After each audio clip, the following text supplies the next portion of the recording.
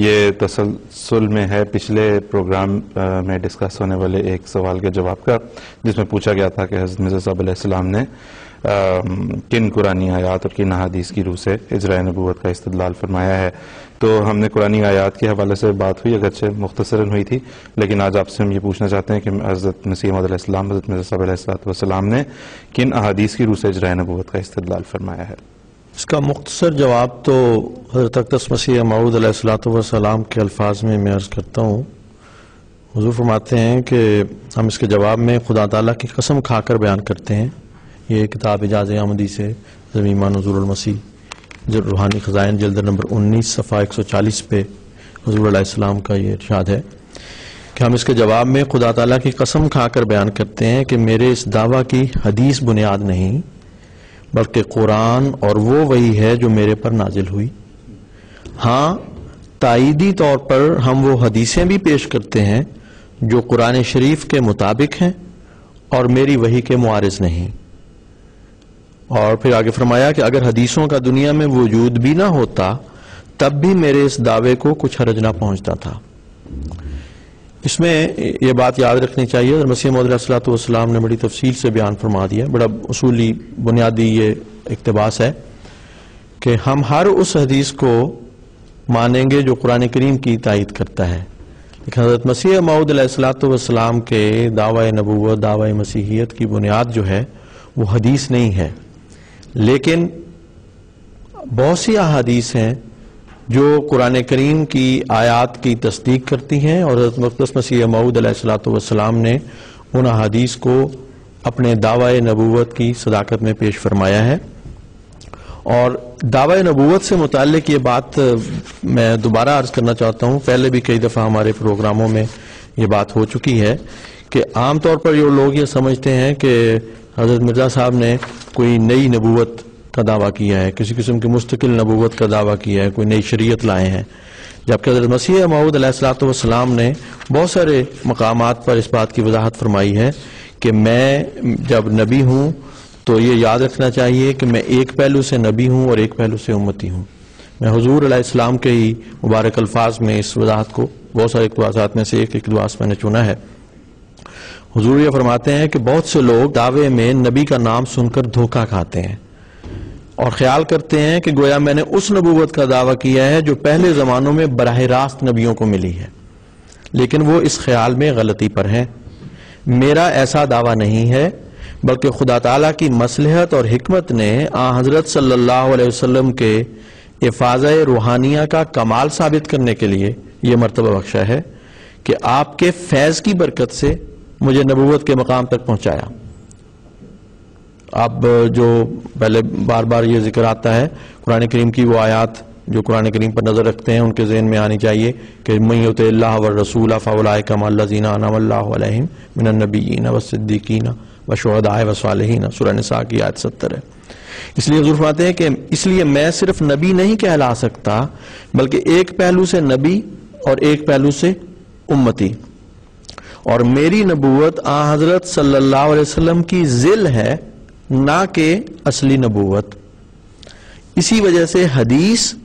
اور میرے الہام میں جیسا کہ میرا نام نبی رکھا گیا، ایسا ہی میرا نام امتی بھی رکھا ہے، تا معلوم ہو کہ ہر ایک کمال مجھ کو حضرت صلی اللہ علیہ وسلم کی اتباع اور آپ کے ذریعے سے ملا ہے۔ اور ابھی مولانا مبشر احمد صاحب کالوں نے بڑی تفصیل سے مختلف احادیث کا ذکر فرمایا۔ تو حضرت مسیح موعود علیہ السلام نے جیسا کہ خود فرمایا آپ کے دعویٰ کی بنیاد قرآن کریم ہے۔ یہ اس لیے کہ حدیثوں میں اتنا رتب و یابس بعد میں جمع ہو گیا حدیث کے نام پر، اور اتنی مختلف روایات اکٹھی کر دی گئی ہیں کہ ہر روایت کے متضاد کوئی نہ کوئی اور روایت مل جاتی ہے۔ اس لیے حضرت مسیح موعود علیہ السلام نے یہ بیان فرمایا کہ میں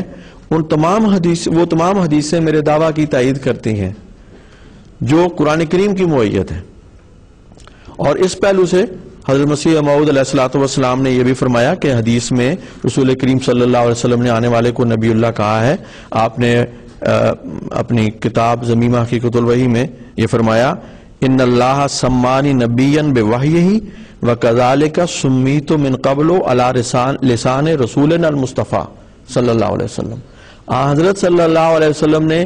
آنے والے عیسیٰ مسیح ابن مریم کا ذکر فرمایا ہے. کبھی اسے امام مہدی فرمایا, کبھی اسے رجل فارس فرمایا, اس کی علامات بتلائیں کہ اس کے حق میں چاند اور سورج گرہن ہوگا. اور مسلم کی حدیث جس میں 4 دفعہ آنے والے موعود کو نبی اللہ کہا ہے, تو وہ جو نبی اللہ اور مسیح ابن مریم کہا, اسے اماماً مہدیاً کہا, اماماً مقسطاً کہا. تو مختلف پہلوؤں سے حضرت صلی اللہ علیہ وسلم نے آنے والے موعود مسیح اور مہدی کی علامات کا ذکر فرمایا ہے. اور وہ ساری باتیں, وہ ساری حدیثیں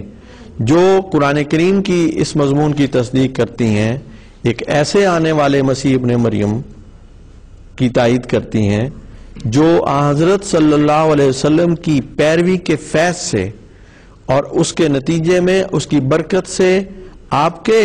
روحانی کمال کے فاضہ کو ثابت کرنے کے لیے آئے گا. اس کو حضرت صلی اللہ علیہ وسلم نے نبی قرار دیا ہے, اور یہ بات قرآن کریم کی تصدیق کرتی ہے. اور حضرت مسیح موعود علیہ السلام نے اس بات کو, ان تمام حدیثوں کو اپنے حق میں پیش فرمایا ہے. بات یہ ہے کہ ہمارا اور جو دوسرے دوستوں کا غیر جماعت جو نبی کے لفظ سے وہ غصے میں آ جاتے ہیں, ان کو یہ سمجھنا چاہیے کہ حضرت صلی اللہ علیہ وسلم نے بھی جو حدیثوں میں ذکر فرمایا ہے نبی کے آنے کا, ایک ایسے مسیح ابن مریم کا ذکر فرمایا ہے جو تمہارا امام تمہیں میں سے ہے. میں دوبارہ ان سب احادیث کا ذکر کرنا مناسب نہیں ہوگا. مولانا بشیر کانو صاحب نے وہ بہت ساری احادیث مسلم کی, بخاری کی, دوسری کتب کی جو ہیں وہ بڑے اختصار اور جامعیت کے ساتھ پیش فرما دی ہیں جو اس موضوع پہ, اور یہ وہ حدیثیں ہیں جو اس موقف کی تائید کرتی ہیں جو قرآن کریم میں ایک آنے والے موعود نبی کے متعلق بتایا گیا ہے. اور ہم غیر جماعت دوست بھی اس بات پہ اتفاق رکھتے ہیں کہ حضرت صلی اللہ علیہ وسلم کی امت میں ایک ایسے مسیح نے آنا ہے جو نبی اللہ ہوگا اور خادم اسلام ہوگا. سارا مسئلہ, سارا اختلاف اس بات پہ آ جاتا ہے کہ کیا وہ آنا ہے مسیح نبی اللہ جس کا حدیثوں میں بھی ذکر ہے, جو حضرت صلی اللہ علیہ وسلم سے پہلے آ چکا, یا اس امت میں سے کوئی آئے گا.